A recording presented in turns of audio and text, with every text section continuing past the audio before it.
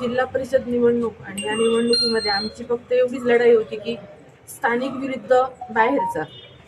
आणि या ठिकाणी बाहेरच्या उमेदवाराला दिल्यामुळे आम्ही गेली कित्येक वर्ष आमच्या मतदारसंघामध्ये काम करतोय.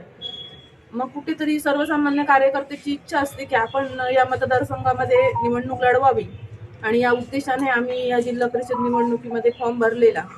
आमच्या मागे सर्व मतदार या मतदारसंघातील जेव्हा आम्ही फॉर्म भरला त्यावेळी सगळ्या गावात मतदारसंघातून फोन आला काही जणांचा की मॅडम तू फॉर्म भरू दे, मागे घेऊ नका तुम्ही. आणि मतदारही आमच्या बरोबर होते.